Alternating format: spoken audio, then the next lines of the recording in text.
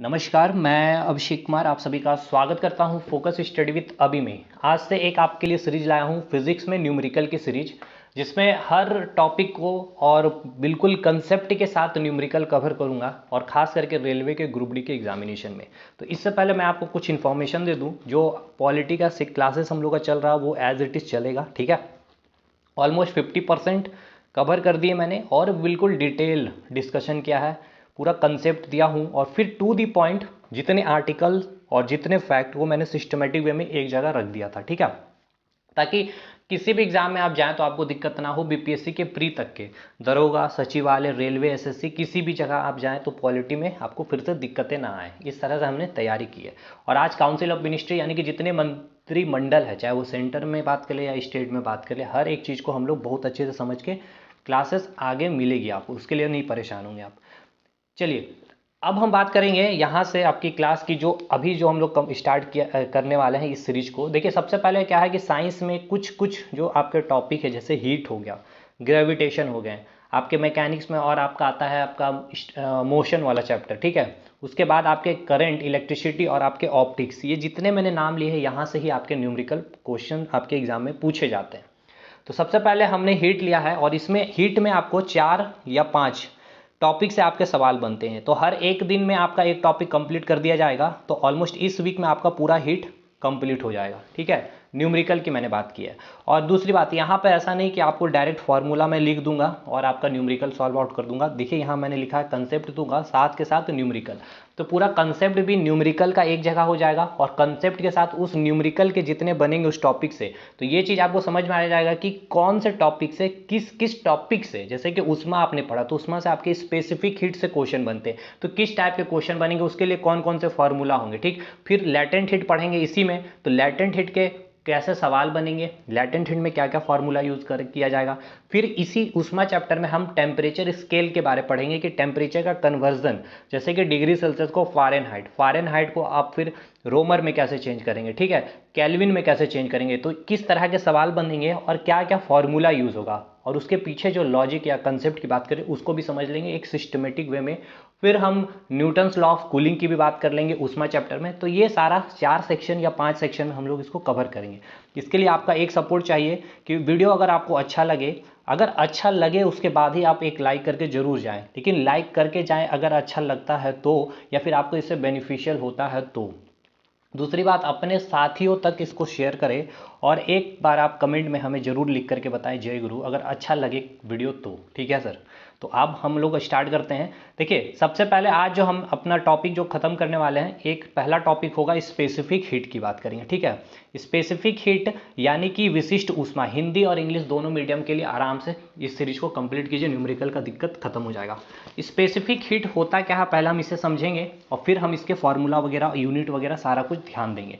Specific heat होता क्या है इसको सुनिएगा ध्यान से। देखिए किसी भी, मैं अभी पहले परिभाषा दे रहा हूँ, डेफिनेशन दे रहा हूँ, फिर हम लॉजिक में और फिर एग्जाम्पल अपने दैनिक जीवन में जो यूज़ करते हैं उसको दे करके आपको समझा दूंगा। देखिए किसी भी पदार्थ का अगर आपको ताप को बढ़ाना है, किसी भी पदार्थ, कोई भी पदार्थ में आपको कुछ भी आ सकता है, चाहे वो आपका जल हो सकता है, या फिर आप लकड़ी ले सकते हो, या फिर आप लोहा ले सकते हो, या आप स्टील ले सकते हो, कुछ भी ले सकते हो, बालू ले सकते हो, ठीक है।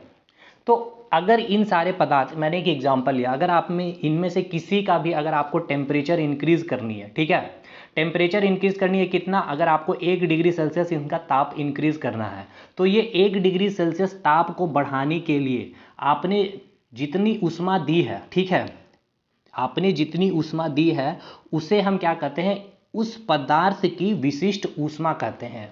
नहीं समझ में आया होगा। अब हम एक एग्जांपल लेते हैं। देखिए ये क्या है, आपका पानी है, यानी कि ये क्या है, आपका वाटर है, H2O है, ठीक है। इसकी जो तापमान अभी है 18 डिग्री सेल्सियस तापमान है, ठीक है सर।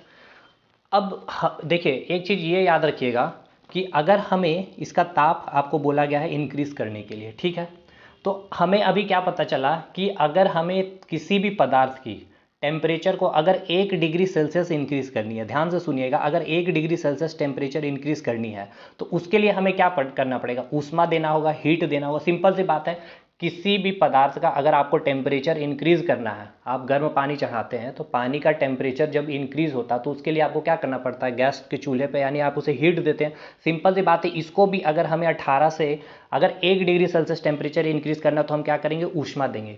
तो ये ऊष्मा आप कितना देंगे कि 18 से ये क्या हो जाए 19 डिग्री सेल्सियस, एक तो फिक्स्ड कुछ ऐसी ऊष्मा होगी। हाँ, तो ये कितनी ऊष्मा की इसको आवश्यकता होगी, तो ये कैसे पता चलता है, ये पता चलता है विशिष्ट ऊष्मा से, ठीक है, उस पदार्थ की विशिष्ट ऊष्मा से ही। तो यहाँ पे मैंने कौन सा पदार्थ लिया है, जल की, यानी वाटर की विशिष्ट ऊष्मा क्या है, उसके अकॉर्डिंग आप उतना हीट अगर देते हैं तो ये 18 से 19 डिग्री सेल्सियस हो जाएगा। अभी भी थोड़ा बहुत समझ में आया होगा, अब जो है आपको और भी समझ में आ जाएगी। अब देखिए विशिष्ट ऊष्मा वाटर का कितना होता है, पहले ये समझिए। देखिए जल की जो विशिष्ट ऊष्मा होती है, विशिष्ट ऊष्मा को जो आप लिखते हैं सी से लिखते हैं या फिर एस से लिखते हैं, तो जल की जो विशिष्ट ऊष्मा होती है वो होती है 1 कैलोरी ग्राम डिग्री सेल्सियस। ये यूनिट पे अभी आप नहीं आए, यूनिट को भी हम समझाएंगे। कहने का अर्थ क्या है कि अगर आप 1 कैलोरी पर ग्राम डिग्री सेल्सियस इतनी ऊष्मा अगर आप देते हैं तो ये क्या है, जल की विशिष्ट ऊष्मा है। अगर आप इतना जैसे ही अगर आप इतना हीट अगर आपने दे दिया, ठीक है, क्योंकि ये क्या है, विशिष्ट ऊष्मा है, किसकी, जल की, तो ये क्या हो जाएगा, आपका जल का ताप 18 से 19 हो जाएगा, यानी कि 1 डिग्री सेल्सियस इसका ताप क्या हो जाएगा, इंक्रीज हो जाएगा। ठीक इसी प्रकार अगर हमने लोहा लिया है तो लोहा का विशिष्ट ऊष्मा, एक रफ एग्जांपल मैं ले रहा हूं, इसकी मान लेते हैं 0.9 है, ठीक है, कैलोरी ग्राम पर डिग्री सेल्सियस इसकी विशिष्ट ऊष्मा है।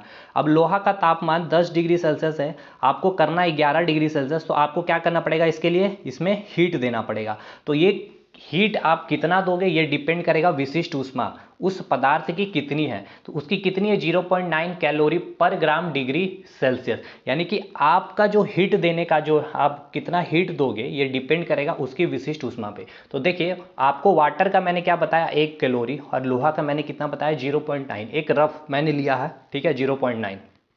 तो आप वाटर का जो विशिष्ट ऊष्मा देख रहे हो 1 कैलोरी है और इसकी 0.9 है, तो सबसे अधिक किसकी है विशिष्ट ऊष्मा, तो आप कहेंगे वाटर की 1 कैलोरी है। इसका अर्थ क्या हो गया कि आपको वाटर का टेम्परेचर 1 डिग्री सेल्सियस इंक्रीज करने में अधिक ऊष्मा देना होगा कंपेयर टू लोहा, आयरन, क्योंकि इसकी जो विशिष्ट ऊष्मा है वो 0.9 कैलोरी पर ग्राम डिग्री सेल्सियस।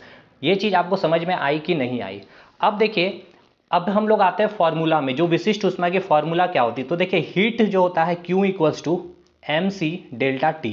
अब ये कौन सा क्या है इसको हम पहले लिखते हैं, ये Q होता है आपका हीट, M होता है मास, C होता है आपका विशिष्ट ऊष्मा स्पेसिफिक हीट, और डेल्टा T आपको बता रहा है चेंज इन टेम्परेचर, ठीक है, जैसे कि 18 से 19 होना। अब समझिएगा, अब यहां से हम निकालेंगे स्पेसिफिक हीट का फॉर्मूला और यहां पे यूनिट की हम बात करेंगे। तो यहां से स्पेसिफिक हीट हमने निकाल लिया Q/M डेल्टा T, तो यूनिट क्या हो जाएगा, Q को हमने लिख दिया CGS यूनिट में अभी लिख रहा हूं, ध्यान से सुनिएगा, मैं अभी CGS यूनिट लिख रहा हूं। तो हीट का CGS यूनिट क्या होता है कैलोरी, मास का क्या होता है ग्राम, और डेल्टा T क्या हो जाएगा आपका डिग्री सेल्सियस, ठीक है। तो स्पेसिफिक हीट की यूनिट क्या हो गई, कैलोरी पर ग्राम डिग्री सेल्सियस, ये क्या चीज में आपका CGS यूनिट में है। अब हम अगर बात करते हैं SI यूनिट में लिखने की, चलिए SI यूनिट में हम लिखते हैं, तो C की पहले फॉर्मूला लिखें Q/M, एक minute, C equals to Q/M delta T। तो अगर हमें SI यूनिट लिखनी है तो हीट क्या चीज में होगा आपका जूल में होगा, मास क्या चीज में होगा आपका केजी में होगा, डेल्टा T भी आपका डिग्री सेल्सियस में भी होगा। देखिए टेम्परेचर का जो SI यूनिट होता है तो केल्विन, ठीक है, बट लेते हैं हम लोग डिग्री सेल्सियस ही। तो अगर देखिए अगर ऑप्शन में सेल्सियस नहीं रहेगा तब ही जाकर, लेकिन मोस्टली सेल्सियस में ही रहता। तो देखिए कैलोरी का ये आपका क्या चीज हो गया, यूनिट हो गया, क्या चीज में SI यूनिट हो गया। और तो हम एक जगह लिख देते हैं CGS यूनिट, ठीक है, और SI यूनिट किसकी, स्पेसिफिक हीट की। तो ये क्या था आपका कैलोरी पर ग्राम डिग्री सेल्सियस, ठीक है, पर ग्राम डिग्री सेल्सियस। और SI यूनिट में क्या हो जाएगा जूल पर केजी डिग्री सेल्सियस। ये दोनों किसकी यूनिट है, तो आपकी स्पेसिफिक हीट की है, और आप इसे S से भी लिखते हैं। ये चीज क्लियर हो गई। देखिए अगर आपसे पूछ लिया जाए कौन से पदार्थ की विशिष्ट ऊष्मा सबसे अधिक होती है, ये पूछा गया सवाल है ग्रुप डी में, तो याद रखिए वाटर की जो विशिष्ट ऊष्मा होती है वो सबसे अधिक होती है। वो कितनी होती है, 1 कैलोरी पर ग्राम डिग्री सेल्सियस। ये सबसे अधिक जो होती है विशिष्ट ऊष्मा किसकी होती है, वाटर की होती है। वो कितनी होती है, 1 कैलोरी पर ग्राम डिग्री सेल्सियस। इसका अर्थ आपको समझ में आ ही गया होगा। इसका अर्थ क्या है कि इतनी जो है आपको क्या करनी पड़ेगी, ऊष्मा देनी होगी, क्योंकि ये वाटर की विशिष्ट ऊष्मा है, तब जाकर के वाटर का तापमान 1 डिग्री सेल्सियस क्या होगा, इंक्रीज होगा। अगर इसकी 13 डिग्री सेल्सियस टेम्परेचर है वाटर की, तो आपको कितना देना होगा heat, mc delta T. Formula क्या यूज करेंगे, Q equals to mc delta T, और उसके बाद आपको पता चल जाएगा कि वाटर को आप कितना हीट देंगे। दूसरी चीज, अब आपको ये तो फॉर्मूला आपको समझ में आ गया है कि फॉर्मूला आपको क्या यूज़ करना है, Q equals to mc delta T. अब हम चलते हैं अपने सवाल पे। आई होप यहाँ तक आपको पहले स्पेसिफिक हीट होता है क्या है, और स्पेसिफिक हीट का अर्थ, जैसे कि वाटर। अब एक कंपैरिजन में एक सवाल पूछ लूँ, जैसे कि ये आपका है लकड़ी है, ठीक है, और ये आपका वाटर है।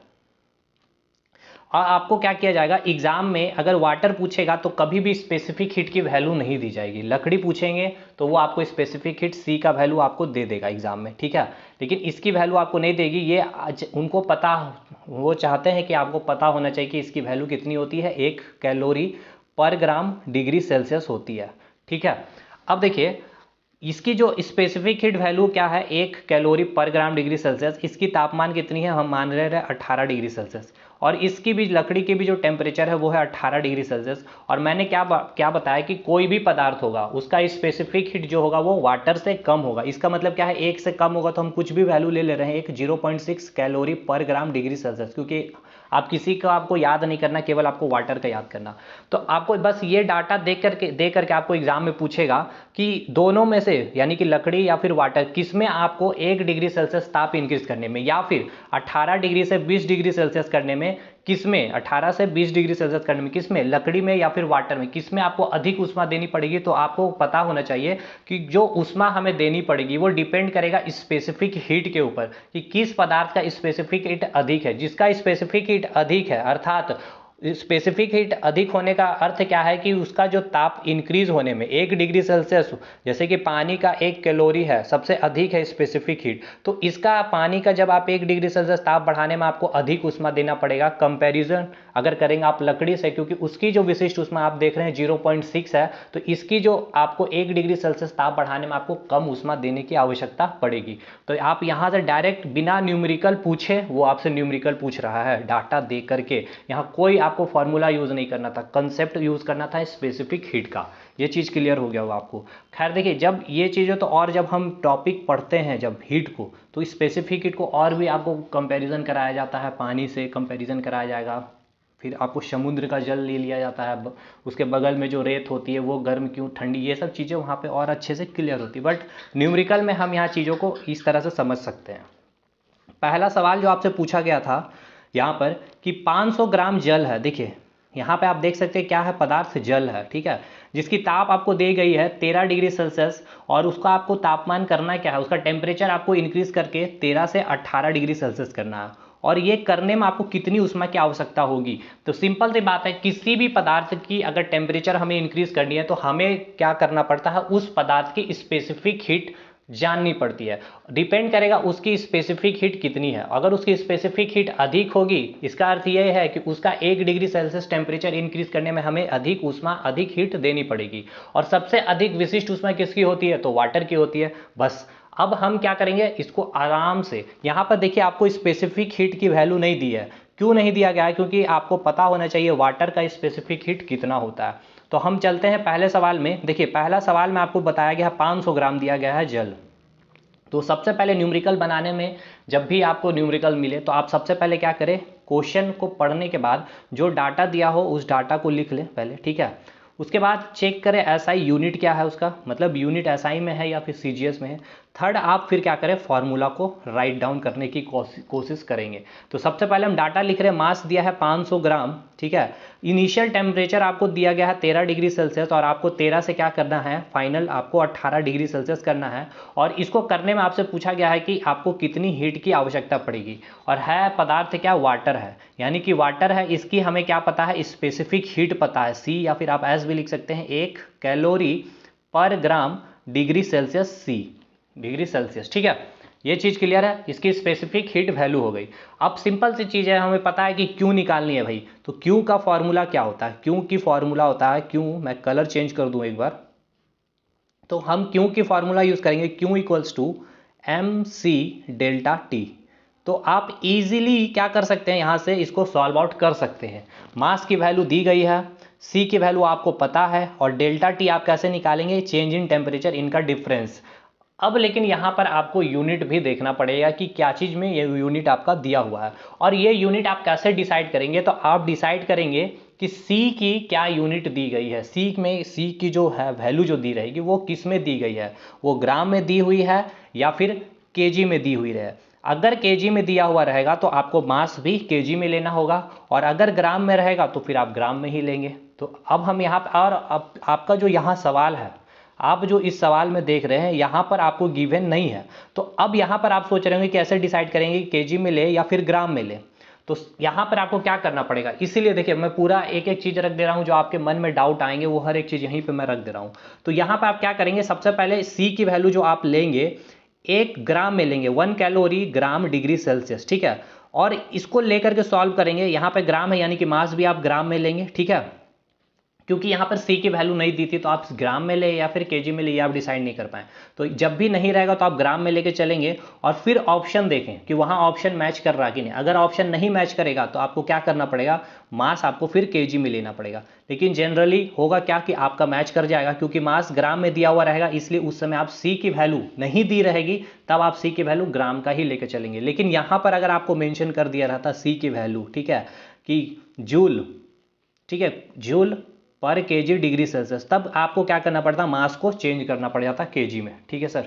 तो चलिए पहला सवाल बनाएंगे। देखिए पहला सवाल तो बहुत आसान हो गया अब हमारे लिए, हमने ये डाटा सारा कुछ लिख दिया है। देखिए यहाँ मैंने लिख दिया है कि सी अगर केजी में रहेगा या फिर सी ग्राम में रहेगा, तो आपको ये चेक करना पड़ेगा, किस लिए, आपको मास का वही आपको यूनिट लेना पड़ेगा, ठीक है।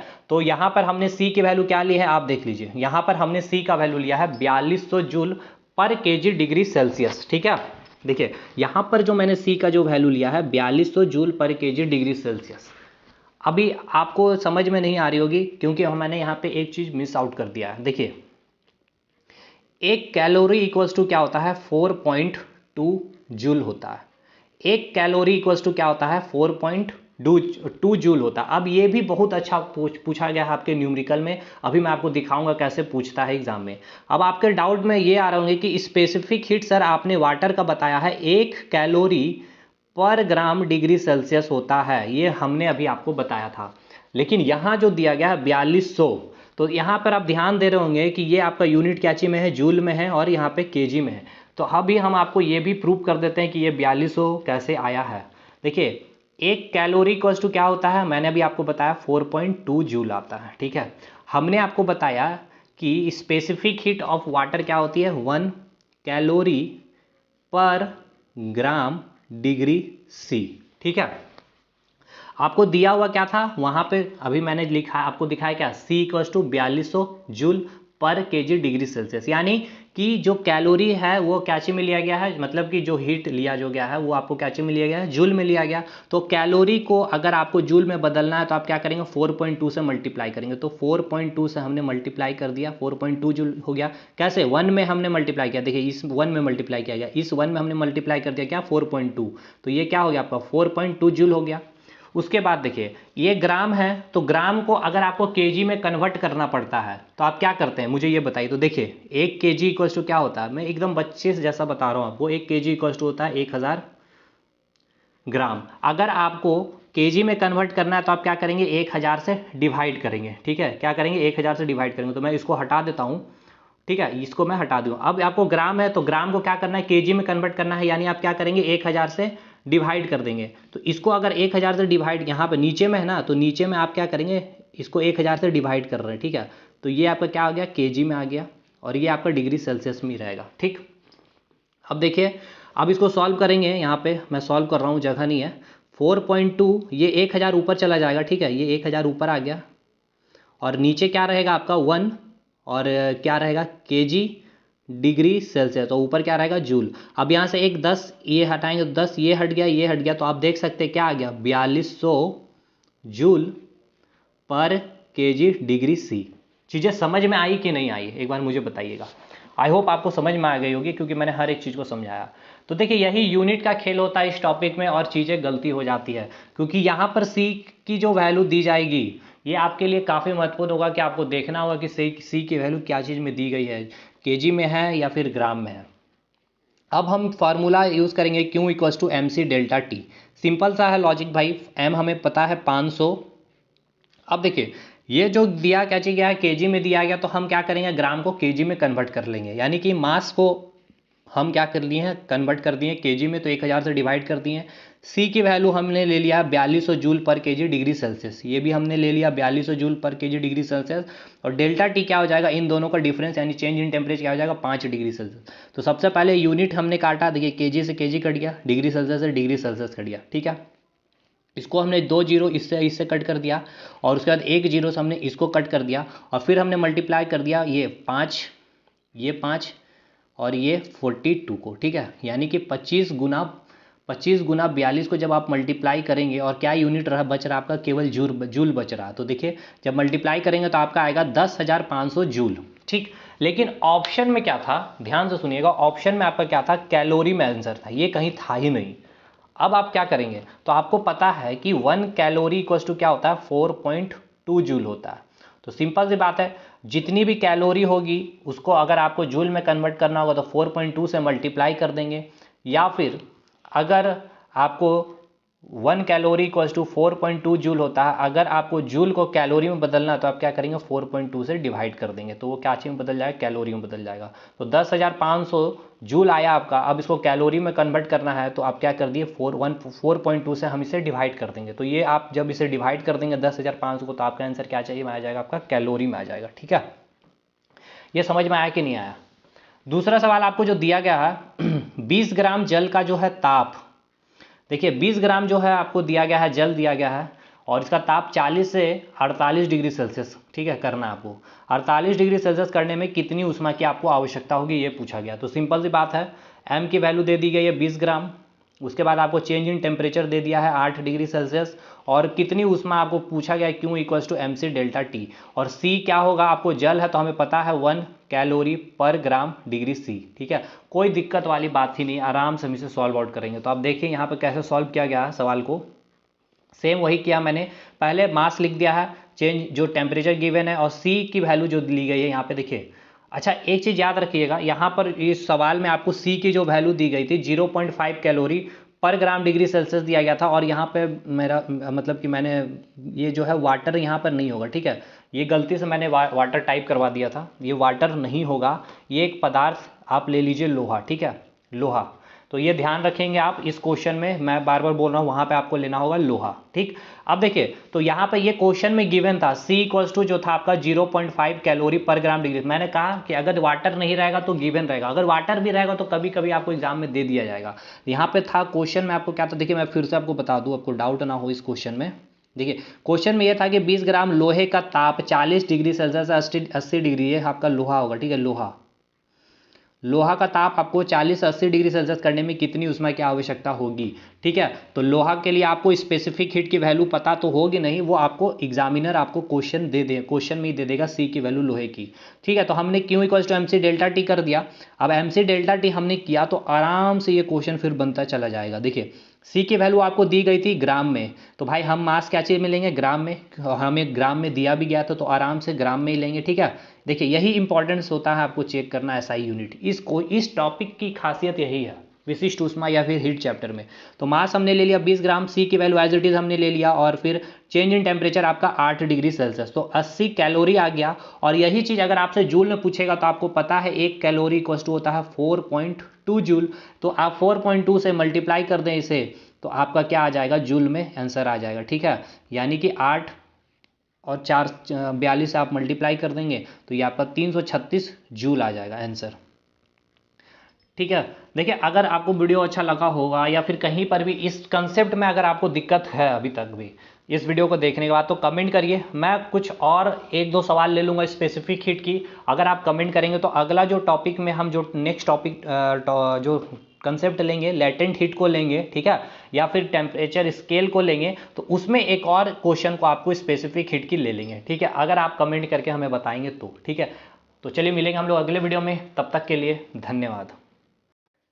नमस्कार, मैं अभिषेक कुमार आप सभी का स्वागत करता हूं फोकस स्टडी विद अभी में। आज हम लोग हीट में क्लास नंबर 2 लैटेंट हीट को डिस्कशन करेंगे और पूरा कंप्लीट एनालिसिस कंसेप्ट के साथ और फिर न्यूमेरिकल। देखिए, अगर आपका एग्ज़ाम है रेलवे का ग्रुप डी, सचिवालय और एनटीपीसी, एनटीपीसी में तो न्यूमेरिकल आते नहीं है बट कंसेप्ट पूछ लिया जाता है। लेकिन यही बात करें एसएससी में, बीपीएससी वगैरह एग्ज़ाम में, तो यहाँ पर भी आपके कंसेप्ट पूछे जाते हैं। तो देखिए, लैटेंट हीट की बात कर ले, मैं एक छोटा सा क्वेश्चन आपके पास रख रहा हूँ कि जब बर्फ़ पिघल रहा होता है तो उस पिघलते हुए दौरान, उस पिघलते हुए समय में बर्फ़ का जो तापमान होता है वो वृद्धि करती है या फिर घट जाती है या फिर अपरिवर्तित रहती है। तो आप कहेंगे कि बर्फ़ से पिघल गया यानी कि पानी के फॉर्म में ये बदल गया है, यानी कि इसका तापमान क्या हो गया, बढ़ गया होगा, ठीक है। लेकिन ये गलत है आंसर, क्योंकि इसके पीछे जो लॉजिक काम कर रहा होता है लैटेंट हीट। इसी प्रकार कल मैंने स्पेसिफिक हीट के बारे में बोला था। तो देखिए, यही चीज़ है, अगर आपके एग्ज़ाम में न्यूमेरिकल नहीं आता है तो कंसेप्ट को समझ लीजिए, जब हम न्यूमेरिकल पे जाएंगे आप उसे स्किप कर लीजिएगा। लेकिन ग्रुप डी का अगर आपका पेपर है, सचिवालय का पेपर है, तो आपको पूरा का पूरा वीडियो देखना चाहिए। अब हम आते हैं अपने टॉपिक पे, लेकिन मैं आपसे एक रिक्वेस्ट करूँगा कि आपका एक हेल्प चाहिए। अगर वीडियो देखने के बाद अच्छा लगता है, मेरी मेहनत लगती है, आपको दिखती है, तो आप एक बार लाइक ज़रूर करिएगा वीडियो को, एक कमेंट करके ज़रूर चले जाइएगा। अच्छा कमेंट हो चाहे बुरा कमेंट हो, मुझे कोई दिक्कत नहीं है इसमें, ठीक है। तो देखिए अब हम समझेंगे लैटेंट हीट को। लेकिन एक रिक्वेस्ट है, अगर आप लैटेंट हीट को पढ़ ही रहे हैं तो इसमें मैं आपको कंसेप्ट यूज़ करने वाले हैं स्पेसिफिक हीट की। तो अगर आपको इसके बारे में नहीं पता है तो फिर आज की वीडियो आपके लिए कोई फ़ायदामंद होने वाली नहीं है। तो आप जा करके क्लास 1 को देख लें, 20 मिनट की लेक्चर है, मैंने पूरा कंसेप्ट और न्यूमेरिकल भी करवा दिए। एटलीस्ट कंसेप्ट को समझ लें, फिर आप इस वीडियो को कंटिन्यू करें। चलिए स्टार्ट करते हैं अपने आज के वीडियो का जो मेन टॉपिक है लैटेंट हीट। और हम इसे बिल्कुल प्रैक्टिकली समझेंगे और आपको सब कुछ ऐसा होगा कि आप सब कुछ अपने आप अंदर इस लैटेंट हीट को फील करेंगे, ठीक है। हिंदी में हम इसे कहेंगे गुप्त ऊष्मा। देखिएगा, सबसे पहले हम समझेंगे कि ये ऊष्मा होता क्या है, ठीक है। देखिए, ऊष्मा एक एनर्जी है जो किसी भी पदार्थ के ताप को बढ़ाती है, ठीक है। ऊष्मा क्या है? ऊष्मा एक एनर्जी है जो किसी भी बॉडी की तापमान में वृद्धि करती है। अब आपके मन में ये बात आ रही है कि ये तापमान क्या होता है, ये टेम्परेचर क्या होता है। ये टेम्परेचर कुछ नहीं होता है, ये बस बताता है, आप इस टेम्परेचर के थ्रू पता कर लेते हैं कि कोई भी बॉडी कितनी गर्म है या फिर कोई भी बॉडी ठंडी है। मतलब ये बताता है कि कोई बॉडी गर्म है या फिर कोई बॉडी ठंडी है। ऊष्मा क्या है? ऊष्मा क्या करता है? ऊष्मा एक एनर्जी है जो किसी भी पदार्थ के तापमान को बढ़ा देती है। तापमान क्या है? जो बताती है कि कोई भी वस्तु गर्म है या फिर ठंडी है। ये क्लियर, आपका कंसेप्ट क्लियर हो गया। अब हम बात करेंगे गुप्त के बारे में। ये गुप्त का अर्थ समझ रहे हैं? छुपी हुई। अब क्या छुपी हुई? तो मैं बात कर रहा हूँ ऊष्मा की, यानी कि जो वो छुपी हुई ऊष्मा, वो छुपी हुई ऊष्मा की बात की जा रही है। और ये छुपी हुई ऊष्मा को ही हम क्या कहते हैं? लैटेंट हीट कहते हैं और गुप्त ऊष्मा कहते हैं। अब तो ये बात हो गया कि गुप्त ऊष्मा, लेकिन हमने एक एक टर्मिनोलॉजी को समझा, लेकिन इसको हम प्रैक्टिकली कैसे समझे सर? प्रैक्टिकली क्या हमारे दैनिक जीवन में ये चीज़ देखने को मिलती है और हम इसे समझना और अच्छे से चाहते हैं। चलिए हम आपको एक एग्जांपल देते हैं और इस एग्जांपल के बाद आपको पूरा लैटेंट हीट क्लियर हो जाएगा और जितने भी क्वेश्चन बनेंगे इसमें ही पूरा का पूरा मैं आपको समझा भी दूंगा। देखिए, एक बर्फ़ का टुकड़ा आप लीजिएगा, ठीक है, और एक कटोरी में आप इसे रखेंगे और आप इसे चूल्हा में चढ़ा देंगे, लेकिन अभी आप गैस को ऑन नहीं करेंगे, ठीक। अभी देखिए, मैंने नीचे कहीं भी आग नहीं जलाया, बस कटोरी में मैंने बर्फ़ रखा है और आप लाएँ थर्मामीटर और इस थर्मामीटर से इसका तापमान मेज़रमेंट किए। आपने जब मेज़रमेंट किया तो आपको ये टेम्परेचर जो रीडिंग देखने को मिला, ये देखने को मिला 0 डिग्री सेल्सियस। अब आपने क्या किया? गैस के चूल्हे को ऑन किया, यानी कि आपने क्या कर दिया? हीट दिया। हीट देने के बाद आप 1 मिनट के बाद, ठीक है, 1 मिनट, 1.5 मिनट, 2 मिनट के बाद आपने फिर से टेम्परेचर में रीडिंग लिया, तो आपको क्या देखने को मिला? तापमान फिर से टेम्परेचर जो दिखा रहा है वो थर्मामीटर 0 डिग्री सेल्सियस ही दिखा रहा है और आप हीट दिए जा रहे हैं, गैस का चूल्हा ऑन है। लेकिन आपको थोड़ा सा चेंजेस यहाँ पर क्या देखने को मिल रहा था कि ये जो बर्फ़ का जो टुकड़ा था, अब बर्फ़ का टुकड़ा का इतना सा ही भाग बचा है और कटोरी में पानी की थोड़ी सी यहाँ पर लेयर आ चुकी है। 2 मिनट के बाद आपने क्या देखा? कि जब थर्मामीटर आप ले गए फिर से आपने मेज़रमेंट देखा तो बर्फ़ जो है, अब बर्फ़ का केवल इतना सा ही भाग बचा था, एकदम छोटा सा भाग बचा था। और जब आपने टेम्परेचर को रीडिंग किया थर्मामीटर से तो फिर आपको ये टेम्परेचर बता रहा था 0 डिग्री सेल्सियस ही। और ऑलमोस्ट जो है कटोरी का आधा पार्ट पानी से भर चुका था। 5 मिनट के बाद जब आपने देखा कि बर्फ़ ऑलमोस्ट ऑलमोस्ट पूरी तरह से पिघल चुकी थी और आपने जस्ट जैसे ही बर्फ़ पिघली थी पूरी पानी के फॉर्म में आ चुकी थी, आपने थर्मामीटर को लगाया और आपने फिर से रीडिंग जब लिया तो वो रीडिंग फिर से 0 डिग्री सेल्सियस ही दिखाया। देखिए ये जो 0 डिग्री सेल्सियस था, जो कंप्लीट बर्फ़ था जब आपने हीट नहीं दिया था। और जब ये 0 डिग्री सेल्सियस बता रहा कब, जब ये बर्फ़ पूरी तरह से जस्ट अभी पानी में कन्वर्ट ही हुआ है, तब ये आपको क्या बता रहा है, 0 डिग्री सेल्सियस बता रहा है। ठहरिएगा, यहीं पर लेटेंट हीट है। अब इस लेटेंट हीट को हम निकालते हैं, ये कहाँ छुपी हुई है, क्योंकि इसका नाम ही है छुपी हुई ऊष्मा। देखिए छुपी हुई ऊष्मा, अब ये छुपी हुई ऊष्मा क्यों कहलाई, इसको समझिएगा। क्योंकि देखिए हीट यहाँ पर छुप गई है। क्यों छुप गई है, क्योंकि जब भी आपने थर्मामीटर में टेम्परेचर को रीड किया तो ये 0 डिग्री सेल्सियस ही बताया, यहाँ भी 0 डिग्री सेल्सियस ही बताया, यहाँ भी 0 डिग्री सेल्सियस बताया, यहाँ भी 0 डिग्री सेल्सियस बताया। तो ये आपने जो ऊष्मा दिया, ये ऊष्मा देने के बाद ये टेम्परेचर क्यों नहीं बढ़ा, 0 डिग्री सेल्सियस से 0 डिग्री सेल्सियस ही क्यों रह गया, क्योंकि ये ऊष्मा छुप गई थी। तो ये ऊष्मा छुपी, तो ये ऊष्मा का उपयोग कहाँ हुआ, तो देखिए सुनिएगा। लैटेंट हीट वो ऊष्मा होती है जो किसी पदार्थ की अवस्था को बदल देती है और टेम्परेचर को कांस्टेंट रखती है। समझें, टेम्परेचर को कांस्टेंट रखकर वस्तु की अवस्था में परिवर्तन करने वाली ऊष्मा को ही हम लैटेंट हीट कहते हैं। अब आपके मन में आ रहा होगा अवस्था, या इंग्लिश में कहे तो स्टेट, ये क्या होता है। देखिए एक होता है सॉलिड स्टेट, एक होता है लिक्विड स्टेट, एक होता है गैस स्टेट।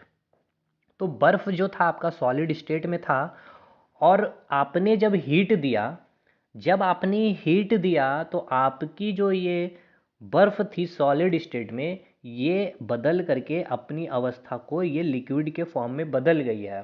तो ये जो स्टेट में बदलाव अपने को देखने को मिला, ये किस कारण, तो ये लैटेंट हीट के कारण। ये किस कारण, तो लैटेंट हीट के कारण। यही ऊष्मा लैटेंट हीट कहलाता है। लेकिन ये बॉडी के तापमान को कांस्टेंट रख करके स्टेट को चेंज करता है।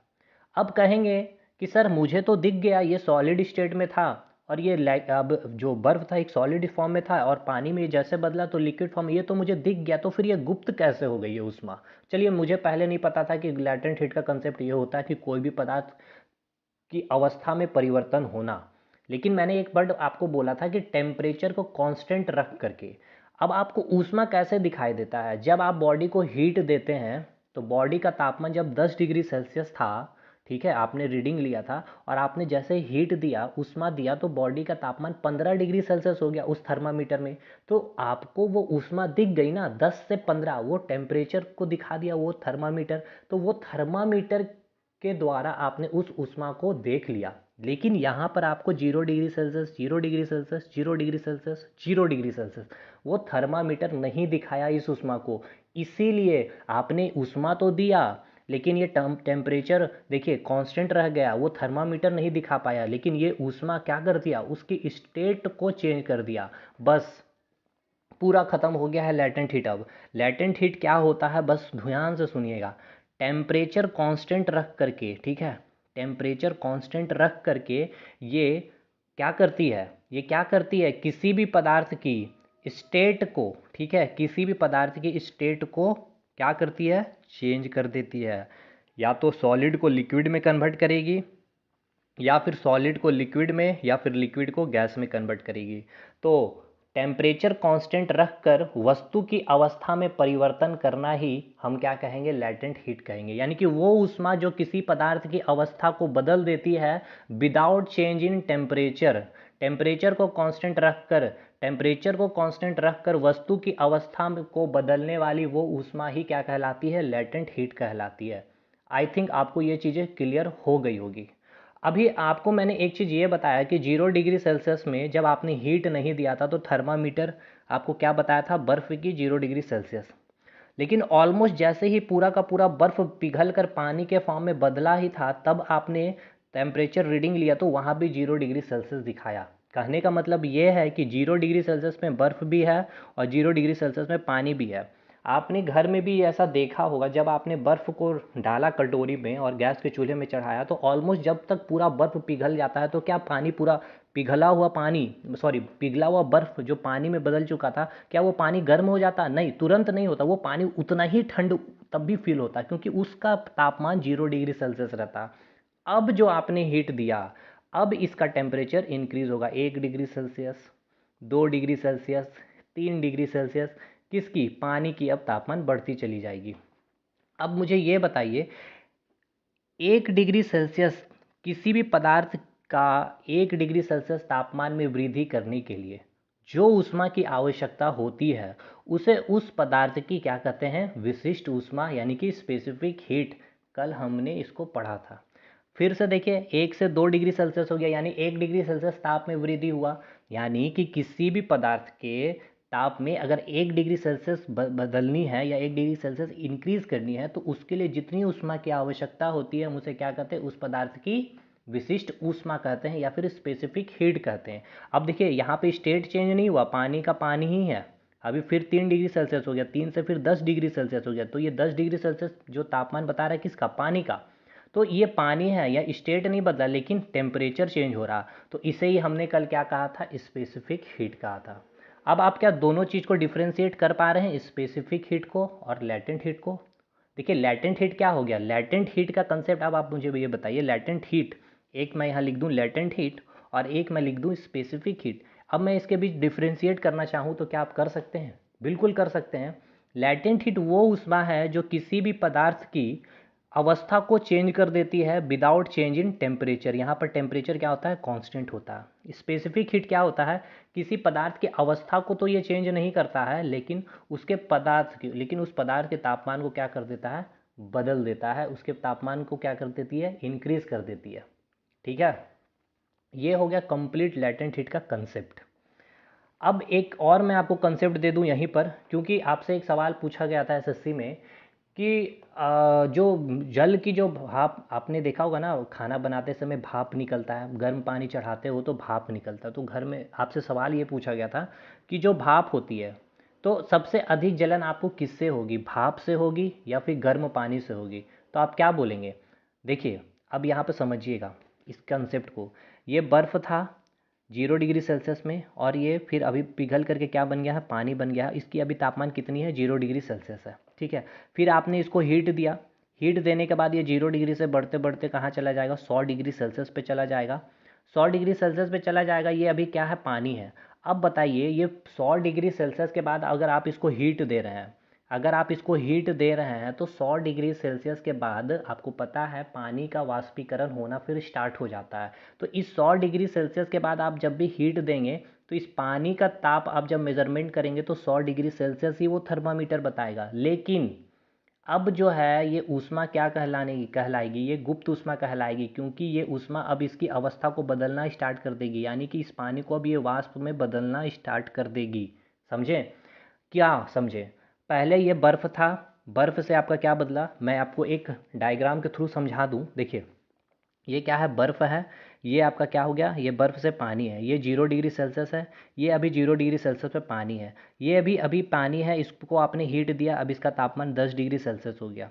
ये भी अभी पानी है, यहाँ पे पानी का अभी तापमान 100 डिग्री सेल्सियस हो गया। ठीक है, अभी मुझे ये बताइए, ये 0 डिग्री सेल्सियस पे क्या है? बर्फ़ है। ये 0 डिग्री सेल्सियस पे क्या है? पानी है। तो देखिए, तापमान कांस्टेंट है, लेकिन स्टेट चेंज हो गया, यानी कि यहाँ पर कौन सी ऊष्मा होगी? लेटेंट हीट की कंसेप्ट यहाँ पर यूज़ होगी। अब यहाँ मुझे ये बताइए, ये क्या है? आपका पानी है, और ये क्या है? आपका पानी है। लेकिन 0 डिग्री सेल्सियस ये था और ये 10 डिग्री सेल्सियस हो गया, यानी कि यहाँ पर जो आपने ऊष्मा दिया इसको, पानी को, कौन सी ऊष्मा दिया? लेटेंट हीट नहीं। क्यों? क्योंकि ये भी पानी, स्टेट तो चेंज नहीं हुआ और टेम्परेचर चेंज हो गया। लेटेंट हीट का क्या अर्थ था? टेम्परेचर कांस्टेंट रखकर स्टेट में परिवर्तन करना, अवस्था में परिवर्तन करना। तो आप देख सकते हैं, पानी पानी, लेकिन तापमान चेंज, यानी कि यहाँ स्पेसिफिक हीट। फिर यहाँ आए तो यहाँ भी पानी था, यहाँ भी पानी था, लेकिन यहाँ 10 डिग्री सेल्सियस था, यहाँ तो 100 डिग्री सेल्सियस है भाई। तो टेम्परेचर चेंज हो गया है, अवस्था पानी ही है, स्टेट पानी है। इसका मतलब यहाँ भी कौन सी ऊष्मा है, तो यहाँ भी हम कौन सी ऊष्मा दिए, स्पेसिफिक हीट, स्पेसिफिक हीट।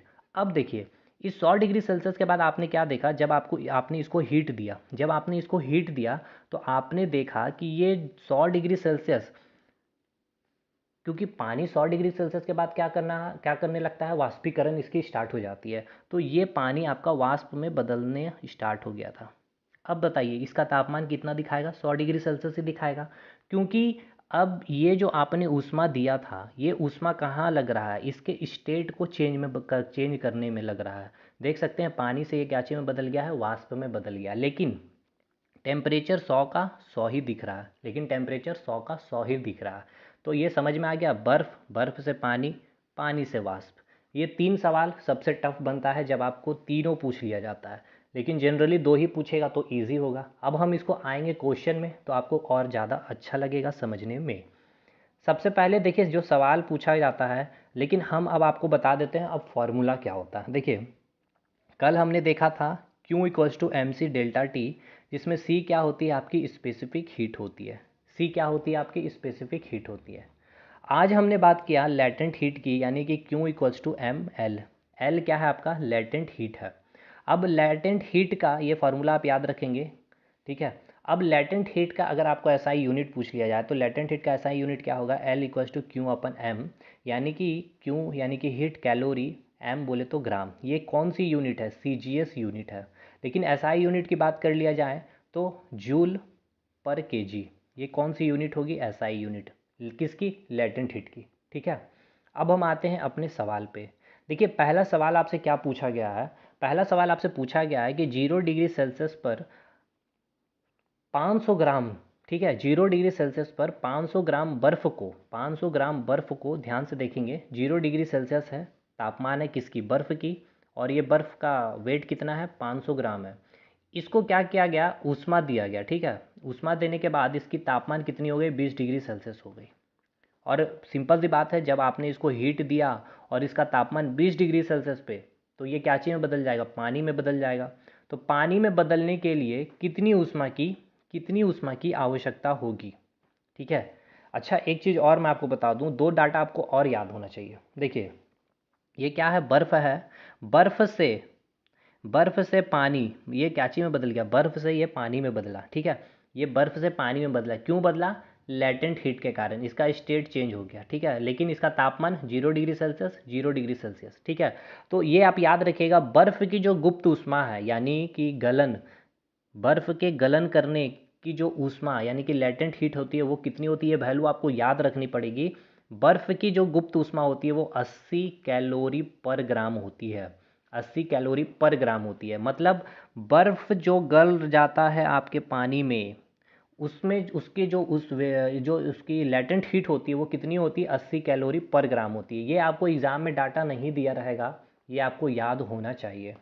अब आते हैं पानी से, ठीक है, पानी से वाष्प बदल जाना, ठीक है, पानी से वाष्प में बदल जाना, पानी से वाष्प में बदल जाना, ठीक है। तो ये तापमान 100 डिग्री सेल्सियस है, ये भी तापमान 100 डिग्री सेल्सियस दिखा रहा है, लेकिन इसका स्टेट चेंज हो गया। तो ये स्टेट चेंज क्यों, किस कारण हो रहा है, तो लेटेंट हीट के कारण, ठीक है, Q equals to M L, ठीक है।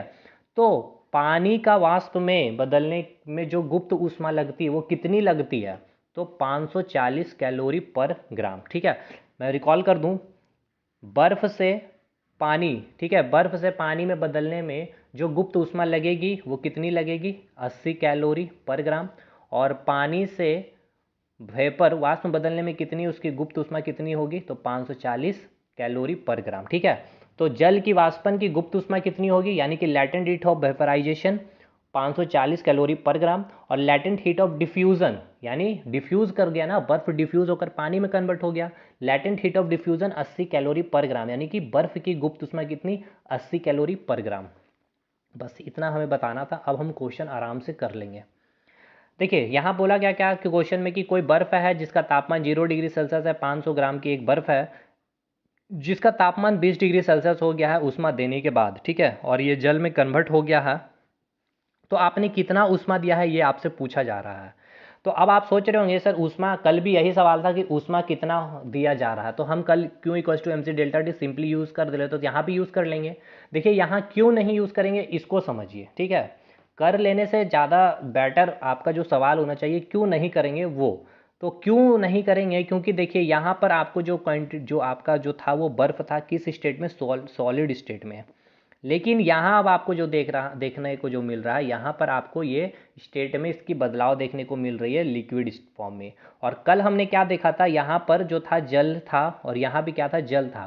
कहने का अर्थ ये था कि वहाँ पर कोई स्टेट में बदलाव नहीं हो रहा था। और आपसे तब पूछा जा रहा था कि 10 डिग्री सेल्सियस पर 500 ग्राम जल को 20 डिग्री सेल्सियस के जल में बदलने के लिए कितनी ऊष्मा की आवश्यकता होगी। तो डिफरेंस अब कर पा रहे हैं, समझ में आ रहा है। तो चलिए यहाँ पर तो आपको दे दिया कि बर्फ की गलन की गुप्त ऊष्मा, मतलब बर्फ का पानी में बदलने में जो उसकी गुप्त ऊष्मा लगती है वो 80 कैलोरी पर ग्राम आपको दे दी गई है। लेकिन दूसरे ऑप्शन में देखेंगे तो आपको नहीं दिया गया। तो चलिए हम पहले क्वेश्चन को करेंगे, पहले सवाल को करेंगे। देखिए पहला सवाल क्या बोल रहा है आपको, इसको हम एक फिगर बना दें तो आपको पूरी की पूरी ये डाटा ही आपको समझ में आएगी कि ये सवाल क्या बोलना चाह रहा है आपसे।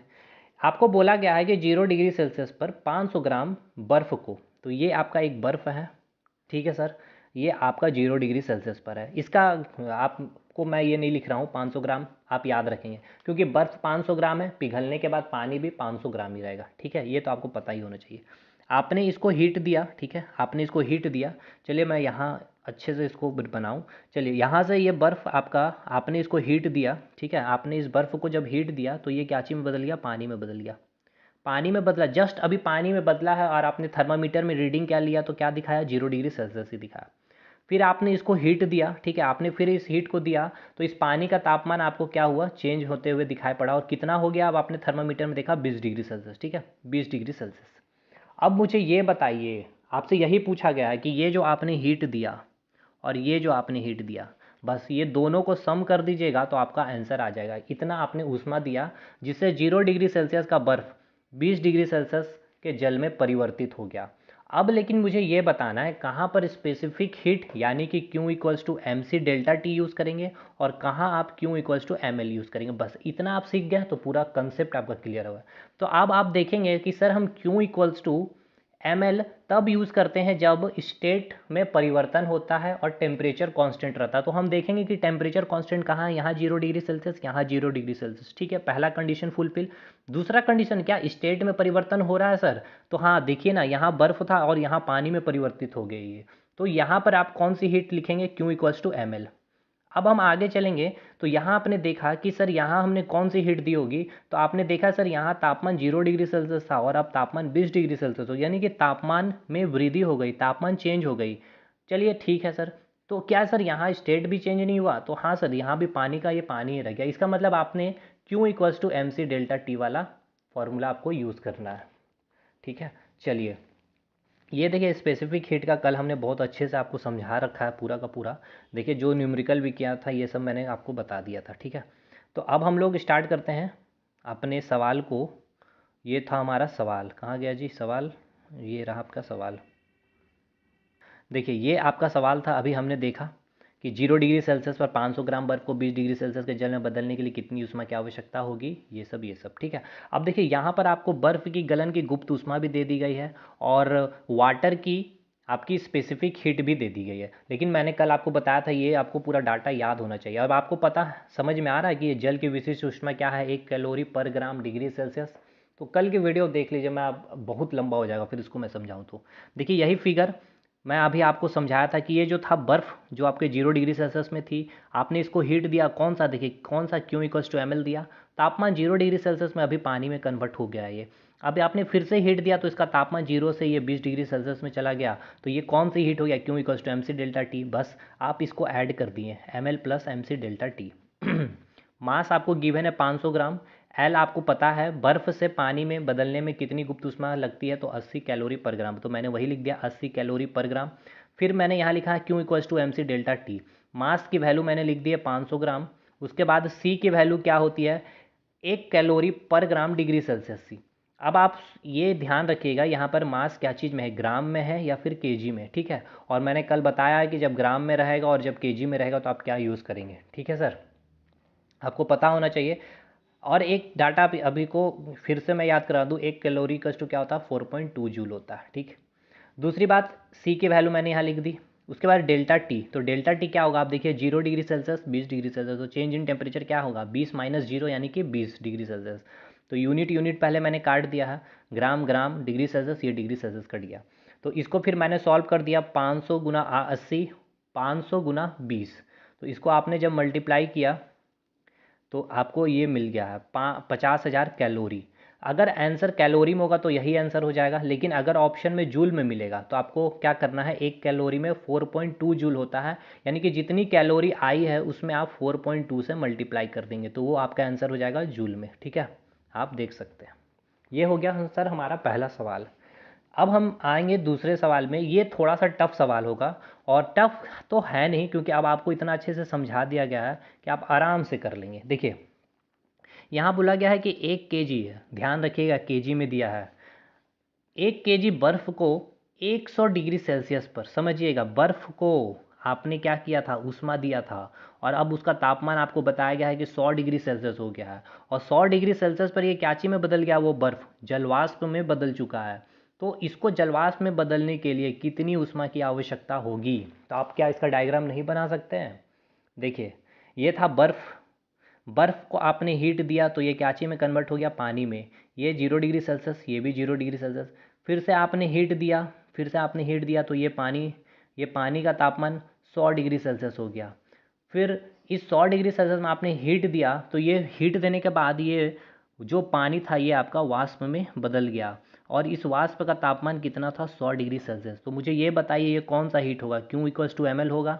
ये देखेंगे तो 0 से 100 हो गया, लेकिन स्टेट पानी का पानी है तो एम सी डेल्टा टी हो गया। ठीक है सर, ये तापमान तो कांस्टेंट है सर, लेकिन स्टेट पानी है और यहाँ वाष्प है, यानी कि वेपराइजेशन हो गया है, स्टेट में परिवर्तन हो गया है, लेकिन तापमान कांस्टेंट है, तो Q equals to M L. बस, तो हम बस इसको यहीं पे सॉल्व कर लेंगे। बड़ी आसान ही है सर, अगर आप कंसेप्ट को समझ लेते हैं तो। देखिए, 1 kg बर्फ़ को 100 डिग्री सेल्सियस पर जल वाष्प में बदलने के लिए कितनी ऊष्मा की आवश्यकता होगी। यदि बर्फ़ की गुप्त ऊष्मा 80 कैलोरी पर ग्राम एवं जल की वाष्प की गुप्त ऊष्मा 540 कैलोरी पर ग्राम और जल की विशिष्ट ऊष्मा 1 कैलोरी पर ग्राम डिग्री सेल्सियस। देखिए, तो ये आपको याद होना चाहिए, उसके बाद ये भी आपको याद होना चाहिए, उसके बाद ये भी आपको याद होना चाहिए। आपको एग्जाम में ये डाटा नहीं दिया जाएगा। तो ये क्या है, 80 कैलोरी, तो ये बर्फ़ की गुप्त ऊष्मा है। ये 540 क्या है, वाष्प की गुप्त ऊष्मा है, और ये 1 कैलोरी क्या है, वाटर की स्पेसिफिक हीट है।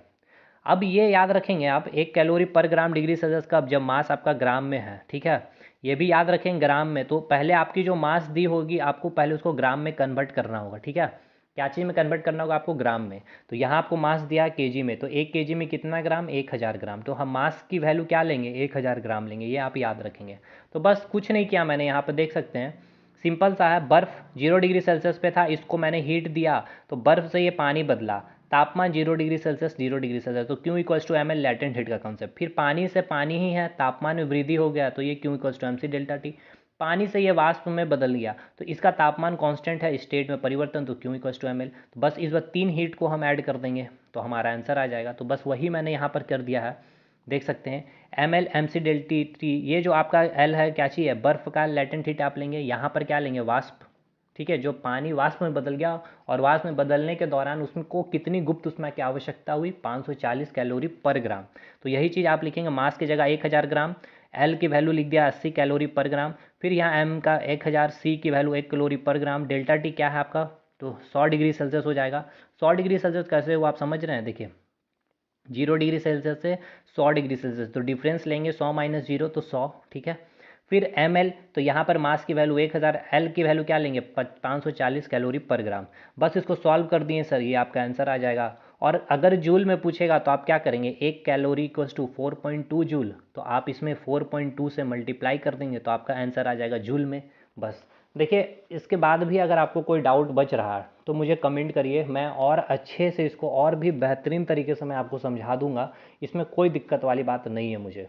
ठीक है, अब अगले वीडियो में हम टेम्परेचर स्केल को पूरा डिस्कशन कर देंगे, केल्विन, उसके बाद डिग्री सेल्सियस, रोमर और फ़ारेनहाइट में, ठीक है। यहाँ से भी अच्छे सवाल बनते हैं और यहाँ से तो आपके सब एग्जाम में बनेंगे जो कल की क्लास होगी।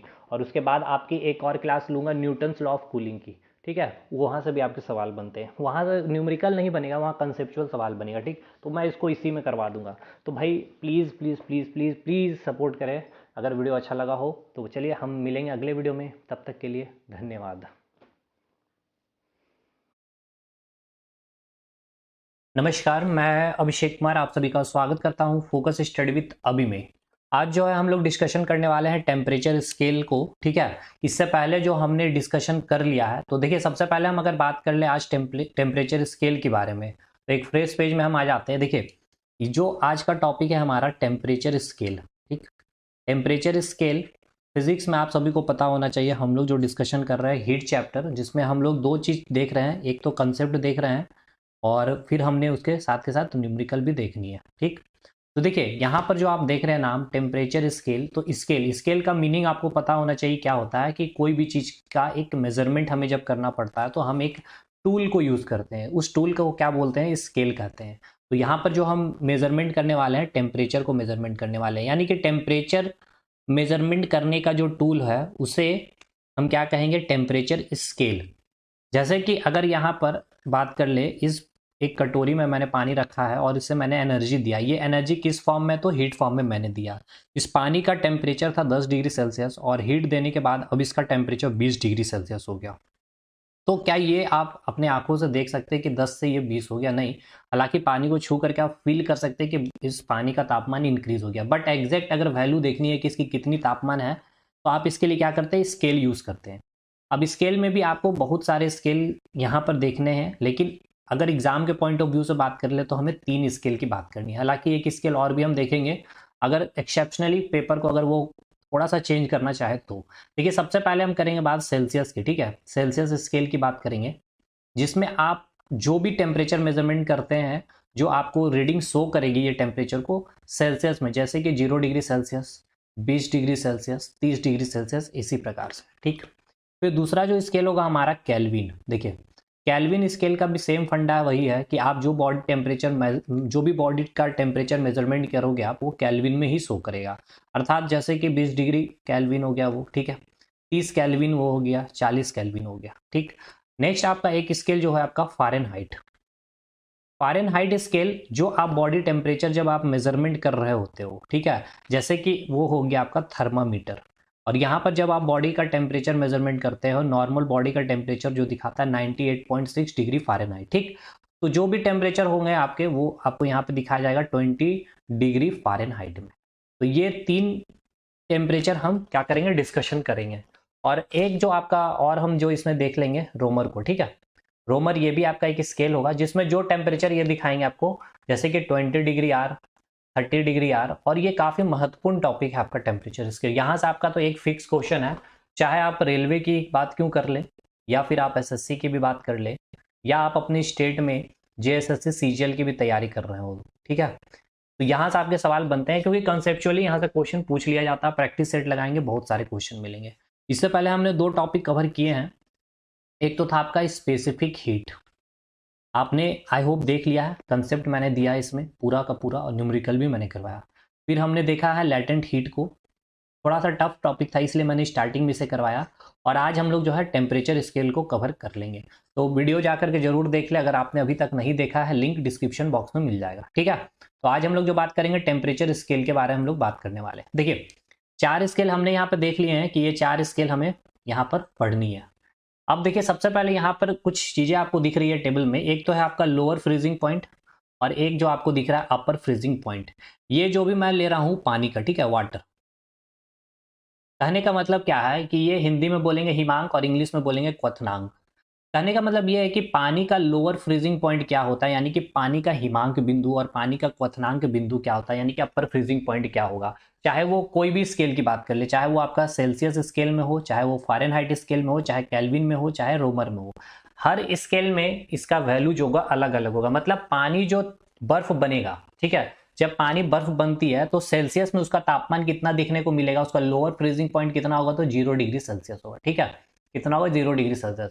लेकिन जब पानी पूरा खौल जाएगा, ठीक है, पूरा खोल जाने के बाद जब उसका वेपराइजेशन स्टार्ट होगा तो उसका टेम्परेचर आपको कितना देखने को मिलेगा, 100 डिग्री सेल्सियस। कितना देखने को मिलेगा, 100 डिग्री सेल्सियस। अच्छा, अब इन दोनों यानी कि लोअर फ्रीजिंग पॉइंट और अपर फ्रीजिंग पॉइंट का अगर हम यहाँ पर डिफरेंस लेते हैं, ठीक है, या इसे आप इंटरवल भी बोल सकते हैं, ठीक, तो इसका डिफरेंस आपको क्या मिलेगा, 100 मिलेगा, ठीक है, 100 माइनस 0 100।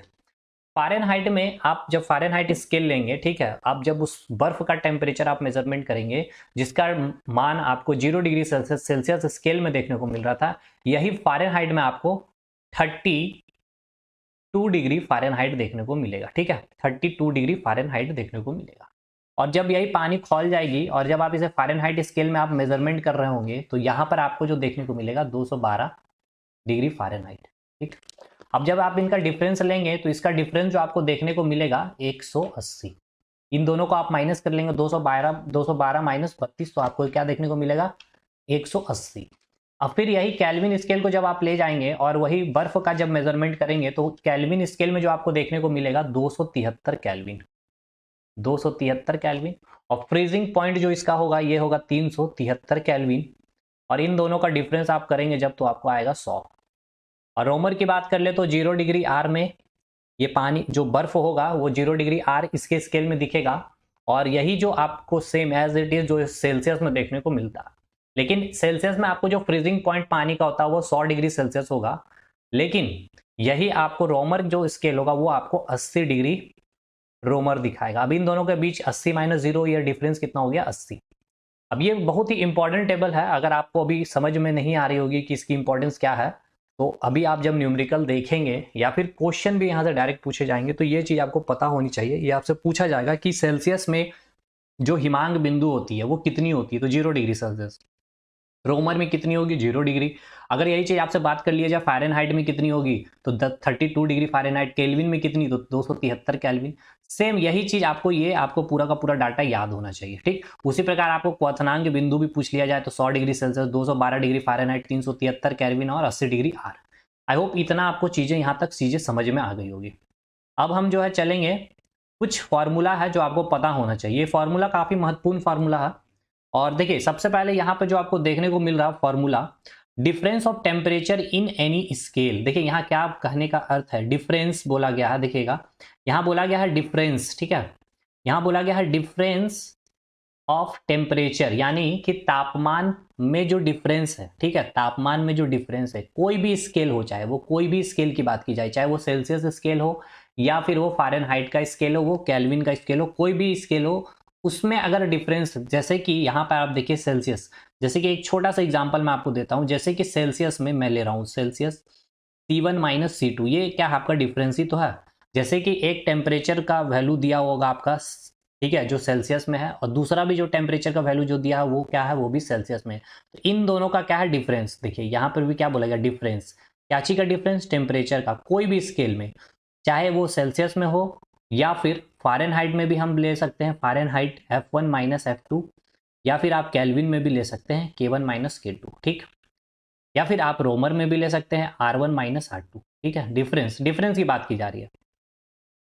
बाय यानी कि इसका जो डिनोमिनेटर में क्या आपको लिखना है, इसके बाद आपको डिफरेंस लेना है। डिफरेंस लेना है तो आपको पता होना चाहिए कि सेल्सियस में क्या डिफरेंस था। अभी मैंने आपको बताया था कि जो इसका लोअर पॉइंट क्या होता है सेल्सियस में, 0 डिग्री सेल्सियस, और अपर फ्रीजिंग पॉइंट इसका क्या होता है, 100 डिग्री सेल्सियस। तो इनका डिफरेंस क्या है आपको, तो 100 है, ठीक है।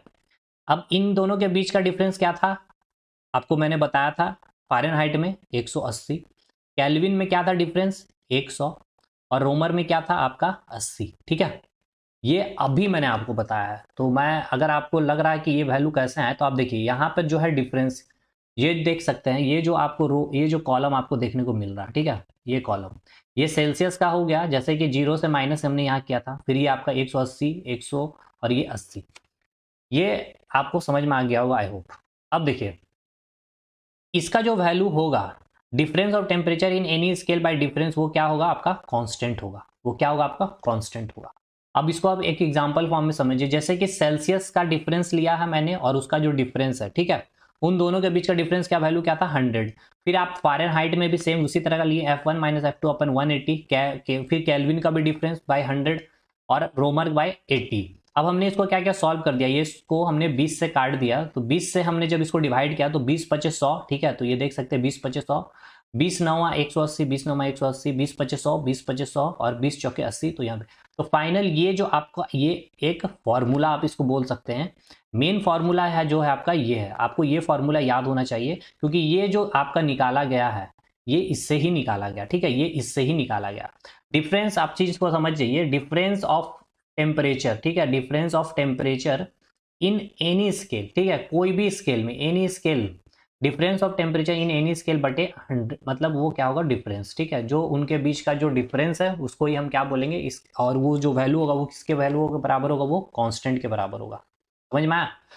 अब एक चीज और आप यहां याद रखें, ये आपको एक फॉर्मूला देखने को मिल रहा है, scale minus lower freezing point by difference equals to constant. इसका मतलब क्या है, इस चीज को समझिए। देखिए यहां बोला गया है स्केल, अब ये जो स्केल है ये स्केल क्या चीज में हो सकता है, सेल्सियस में हो सकता है, फ़ारेनहाइट में भी हो सकता है, या फिर केल्विन में भी हो सकता है, ठीक है, या फिर रोमर में भी हो सकता है। माइनस लोअर फ्रीजिंग पॉइंट, अगर वो सेल्सियस में होगा तो इसका वैल्यू क्या हो जाएगा, लोअर फ्रीजिंग पॉइंट 0 हो जाएगा। अगर वो फ़ारेनहाइट में होगा तो उसका लोअर फ्रीजिंग पॉइंट क्या हो जाएगा, 32 डिग्री फ़ारेनहाइट हो जाएगा। और अगर केल्विन में होगा तो उसका लोअर फ्रीजिंग पॉइंट क्या हो जाएगा, 273 केल्विन हो जाएगा, समझे। और अगर रोमर में होगा तो उसका क्या आ जाएगा, 0 डिग्री आर। ये आपको समझ में आया कि नहीं आया? तो यानी स्केल देखना है कि कौन सा स्केल में आपको वैल्यू दिया है। अगर यहाँ स्केल में आपको दे दिया हो रहेगा 20 डिग्री सेल्सियस, तो आपको समझ जाना है स्केल कौन सा है, सेल्सियस का स्केल है, और इसका लोअर फ्रीजिंग पॉइंट क्या होगा, 0 डिग्री सेल्सियस हो जाएगा, ठीक है। और अब इसका डिफरेंस क्या लेंगे, सेल्सियस का डिफरेंस क्या होता है, 100 होता है, हमें पता है। या फिर 100 की जगह हमने आपको क्या बताया, 5। अभी जस्ट यहाँ ऊपर आप देख सकते हैं ये इक्वेशन, सेल्सियस का अगर आप जो फाइनल जो सॉल्व करने के बाद जो वैल्यू आप लेंगे डिफरेंस में 5 लेंगे, क्योंकि इससे आपका जो सॉल्व करने का जो टाइम होगा और थोड़ा सा कॉम्प्लेक्स जो होता है वो आपका कॉम्प्लेक्स नहीं होगा क्वेश्चन को सॉल्व करने के दौरान, ठीक है। तो आप यहाँ पे देख सकते हैं, यहाँ पे वही किया मैंने, जैसे सेल्सियस में आप मैंने स्केल लिया है तो सेल्सियस -0, ठीक है, Fahrenheit -32 lower freezing point, kelvin -273 और रोमर -0, और यहाँ पे डिफरेंस ले लिया है, ठीक है, 180 100 100। तो फाइनल ये जो आपको ये भी एक फॉर्मूला याद रखना है। हालांकि देखिए ये फॉर्मूला आया कैसे है ये आप चीज़ को समझ लीजिए एक बार, ताकि फिर याद नहीं करना। मेन आपको ये चीज़ याद रखना है, दो चीज़ आपको याद रखना है, क्या क्या याद रखना है, एक तो आपको ये याद रखना है कि कोई भी स्केल होगा, ठीक है, और माइनस लोअर फ्रीजिंग पॉइंट होगा, ठीक, lower freezing point upon difference equals to क्या वैल्यू होगा, वो कांस्टेंट होगा, ठीक है। दूसरा हमने क्या बताया था, difference of temperature, difference of temperature in any scale by difference क्या होगा, कांस्टेंट होगा वो, ठीक है, वो क्या होगा आपका, कांस्टेंट होगा। तो ये दो फार्मूला, एक तो फार्मूला ये हो गया आपका, ठीक है, और एक ये फार्मूला आपका हो गया, ये दो फार्मूला आपको याद होने चाहिए। अभी देखिए अब चीज़ें और ज़्यादा अच्छे से आप समझ में आएगी जब आप इस क्वेश्चन को यहाँ पे बनाना स्टार्ट करेंगे। तो देखिए अब कुछ मैं यहाँ पर आपको वैल्यू बताता हूँ, या फिर आपको एक फार्मूला की तरह से भी आप याद कर सकते हैं। यहाँ पर अगर आप देखेंगे तो देखिए इस चीज़ को आप देखिएगा, यहाँ पर ये दो इक्वेशन को, यहाँ लिखा हुआ है आपका degree Celsius -0/5 equals to F -32/9, ठीक है। तो आप इसको सॉल्व करिए, तो इसको सॉल्व जब आप करेंगे तो आएगा 9c/5, ठीक है, 9c/5 F -32, ठीक है। तो उतना अगर आपको याद नहीं करना है तो आप केवल एक इक्वेशन को याद कर ले, केवल इस इक्वेशन को। आपको सेल्सियस में दिया हुआ रहेगा तो आप फ़ारेनहाइट में निकाल सकते हैं, अगर फ़ारेनहाइट में दिया हुआ रहेगा तो आप सेल्सियस में निकाल सकते हैं। यानी कि एक फार्मूला आपका क्या आया है, 9c/5 F -32, ठीक है, F -32, ये आपका फार्मूला है। क्या है, 9c/5 F -32, F -32, ठीक, क्लियर।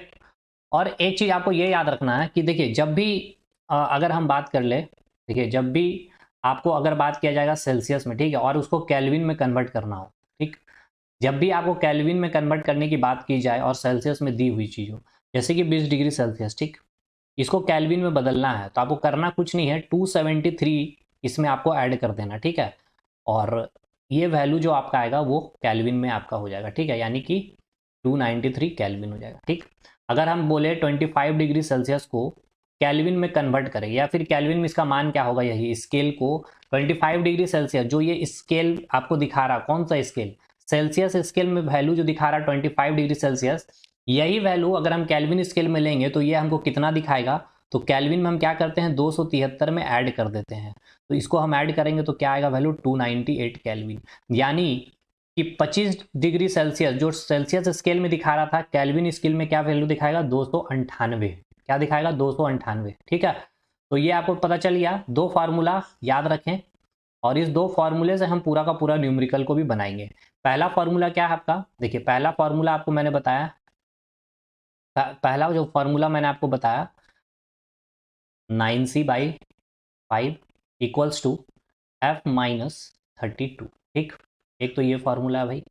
दूसरा हमने बताया कि कोई भी चीज़ सेल्सियस में होगी उसको अगर केल्विन में कन्वर्ट करनी है हमें तो क्या करना है 273 प्लस जो भी वैल्यू होगी यहाँ पर, ठीक है, उसको हम ऐड कर देंगे।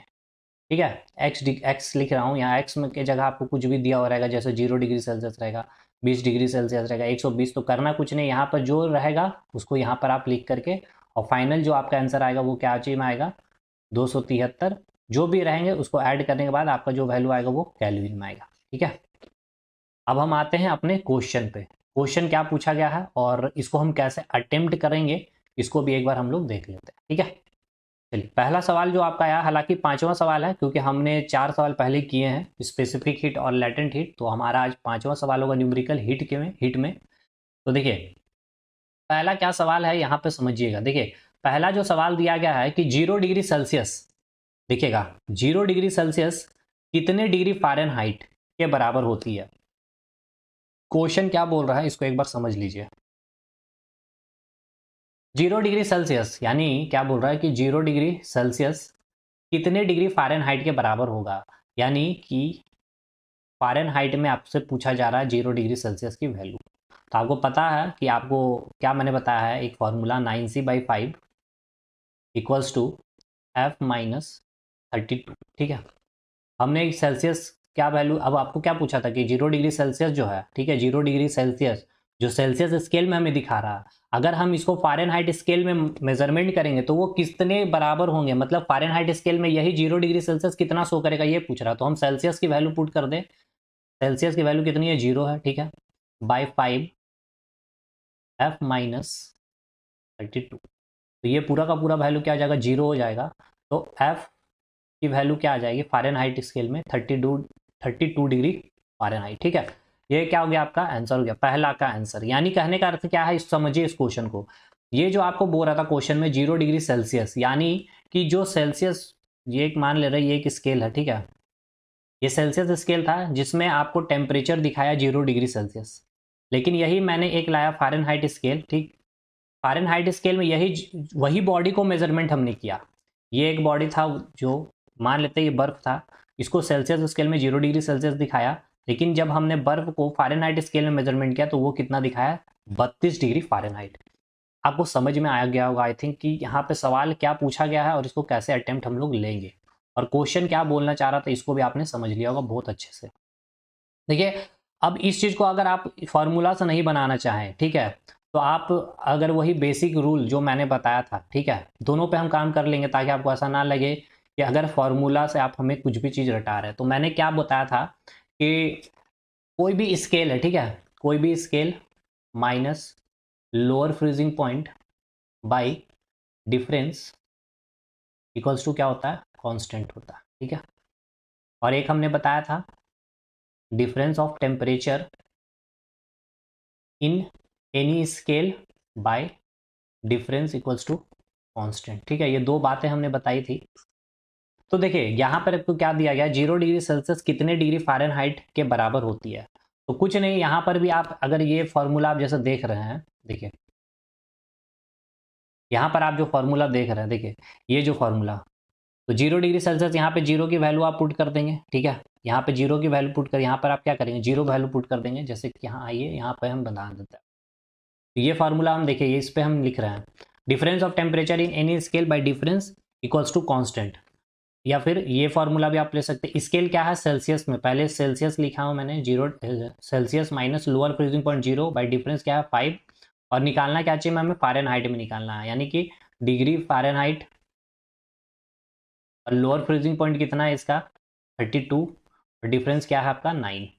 तो यहाँ पर सेल्सियस क्या वैल्यू दिया है, 0 दिया हुआ, तो ये पूरा का पूरा क्या आ जाएगा वैल्यू 0, और 9 को इधर से मल्टीप्लाई करेंगे तो 0, तो एफ का वैल्यू क्या आ जाएगा 32। ठीक है, ऐसे भी आपको मैंने दिखा दिया बना करके, ऐसे भी बनाएंगे तो आपका वैल्यू क्या आएगा, सेम ही आएगा, कोई डिफरेंस नहीं आने वाला। ठीक, अब चलेंगे दूसरे सवाल में हम लोग। दूसरे सवाल में क्या बोला गया है, देखिए दूसरा सवाल क्या बोल रहा है। दूसरा सवाल बोल रहा है कि सेल्सियस एवं फ़ारेनहाइट, सेल्सियस एवं फ़ारेनहाइट, सेल्सियस एवं सेल्सियस एवं फ़ारेनहाइट स्केल पर किस तापमान पर समान पठन पठन दर्शाएगा। तो देखिए कहने का क्या अर्थ है इसका समझिएगा। सेल्सियस स्केल और फ़ारेनहाइट स्केल, ठीक है, दो स्केल है, तो ये दोनों जो स्केल है किस तापमान पर समान जो वो रीडिंग दर्शाएगी। ठीक है, मतलब कि इस सेल्सियस से भी हम उस बॉडी को माप रहे हैं और फ़ारेनहाइट से भी उस बॉडी को माप रहे हैं, तो दोनों केस में जो वैल्यू आएगी वो समान आनी चाहिए। मतलब कि 50 अगर सेल्सियस स्केल से दिखा रहा है तो फ़ारेनहाइट से भी 50 डिग्री दिखाना चाहिए। तो पूछा जा रहा है कि वो तापमान बताने के लिए, तो ठीक है, हमने लेट कर लेनी है यहाँ पे क्या कि सेल्सियस एवं फ़ारेनहाइट स्केल पर किस तापमान पर समान पठन दर्शाएगा। तो सेल्सियस स्केल ले रहे हैं हम लोग, ठीक है, सेल्सियस स्केल है, मान ले रहे कि सेल्सियस स्केल में वो तापमान x है। ठीक, और अब देखिए वो तापमान क्या होगा, कोई एक समान ही तापमान होगा ना, सेल्सियस में भी और फ़ारेनहाइट में भी वो क्या दिखाएगा, समान, पूछ रहा है कि समान, और फ़ारेनहाइट में भी हम मान ले रहे हैं कि वो समान तापमान पर ही है, यानी कि x ही है। अब हम आ जाएंगे उसी फॉर्मूला में, 9c/5 f माइनस 32, बस ये फॉर्मूला आप याद रखें, सब काम हो जाएगा आपका। c की वैल्यू क्या है x, 9x/5, f की वैल्यू हम क्या लेंगे फ़ारेनहाइट में x माइनस 32। अब यहाँ से सॉल्व कर लेंगे इसको, 9x बराबर 5x, 5 दूनी 10, 5 या 15, 1 16, 9x माइनस 5x, तो यहाँ से आ जाएगा वैल्यू 4x बराबर माइनस 160। देखिए यही क्वेश्चन आपको बहुत सारे प्रैक्टिस सेट में मिलेंगे डायरेक्ट, माइनस 40 डिग्री। ठीक है, यानी कि वो टेम्परेचर कितना होगा, यानी कि माइनस 40 डिग्री तापमान पर जब आप सेल्सियस स्केल से भी मेजरमेंट करेंगे और फ़ारेनहाइट स्केल से भी मेजरमेंट करेंगे तो दोनों केस में क्या दिखाएगा आपको, माइनस 40 ही दिखाएगा। आई होप आपको समझ में आ गई होगी ये क्वेश्चन भी। ठीक है, तो इस क्वेश्चन को अब हम हटाते हैं। अब चलेंगे हम लोग अपने तीसरे क्वेश्चन पे। तीसरा क्वेश्चन क्या बोल रहा है, इसको एक बार हम इसको हटा देते हैं। चलिए देखिए तीसरा क्वेश्चन क्या बोल रहा है, कि बोला गया है कि एक अल्कोहल का क्वथनांक जो है 78 डिग्री सेल्सियस है। एक अल्कोहल है जिसका क्वथनांक है, यानी कि जो अल्कोहल का बॉइलिंग पॉइंट है, ठीक है, यानी कि अपर फ्रीजिंग पॉइंट कितना दिया गया है, 78 डिग्री सेल्सियस है। तो पूछा गया है कि केल्विन पर क्या, तो हमने आपको क्या बताया कि कोई भी टेम्परेचर स्केल में हो, डिग्री सेल्सियस में होगा तो उसको हम क्या करेंगे, आप 273 से ऐड कर देंगे। ठीक है, तो ये वैल्यू आपका कैची में आ जाएगा, केल्विन में आ जाएगा। तो बस कैची में दिया 78 डिग्री सेल्सियस दिया हुआ, 78 डिग्री सेल्सियस, इसको 273 से आप इसको ऐड कर देंगे, 273 प्लस 78, तो आपका क्या वैल्यू आ जाएगा, 8 3 11, 7 7 14, 1 15, 351 केल्विन। ठीक है, यही आपका हो जाएगा आंसर। इसका आंसर क्या हो जाएगा, 351 केल्विन। ठीक, अब आते हैं आठवें सवाल में हम लोग। देखिए आठवां सवाल क्या बोला जा रहा है, स्वस्थ जो एक इंसान है, ठीक है, स्वस्थ इंसान का तापमान आपका 98.6 फ़ारेनहाइट होता है। ये वैल्यू भी आप याद रखें, डायरेक्ट पूछ लेता है कि एक स्वस्थ व्यक्ति का तापमान कितना होता है फ़ारेनहाइट स्केल में। अब आपसे पूछेगा एक स्वस्थ व्यक्ति का तापमान सेल्सियस स्केल में कितना होता है, केल्विन स्केल में कितना होता है, रोमर में कितना होता है, फ़ारेनहाइट में तो आपको याद ही है कि 98.6 डिग्री फ़ारेनहाइट होता है। तो देखिए इस तरह से अगर सवाल पूछेगा तो आप थोड़ा सा फंस सकते हैं, लेकिन अगर ये कंसेप्ट अगर आप पता है, ये फॉर्मूला पता है तो आप इजी कर लेंगे। देख स्वस्थ इंसान का तापमान कितना है फ़ारेनहाइट में, 98.6, तो हम भाई चलिए पहले फॉर्मूला लिख लें, 9c/5 f माइनस 32। ठीक है, तो आपको फ़ारेनहाइट में वैल्यू दी है और आपसे पूछा गया सेल्सियस में, आपसे केल्विन में भी यहाँ पूछ सकता है, तो हम दोनों कर लेंगे। ठीक है, तो चलिए सेल्सियस में आपको निकालना है 9c/5 f माइनस f आपको दिया है 98.6 डिग्री फ़ारेनहाइट माइनस 32।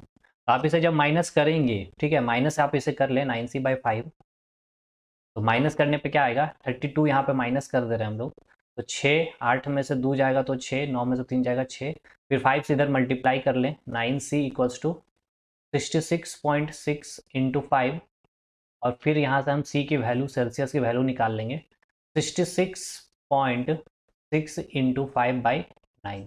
आप इसे सॉल्व कर लें, ये 10, 5 से यहाँ चल जाएगा, 5 एकम 5, 4, 5 अठे 40, 18 से आप इसको क्या करेंगे, डिवाइड कर देंगे। तो आप इसे 18 से जब इसे डिवाइड करेंगे तो कितना, 18 तिया 54, अब 18 तिया 54 और फिर जाएगा 18 छक 18 सत्ते, यानी कि 37 दशमलव, यानी कि 37 बार में पूरा पड़ जाएगा, 37 डिग्री सेल्सियस। ठीक है, तो एक स्वस्थ व्यक्ति का तापमान कितना होगा सेल्सियस में, तो सेल्सियस में कितना होगा, 37 डिग्री सेल्सियस। फ़ारेनहाइट में कितना होगा, 98.6 डिग्री फ़ारेनहाइट।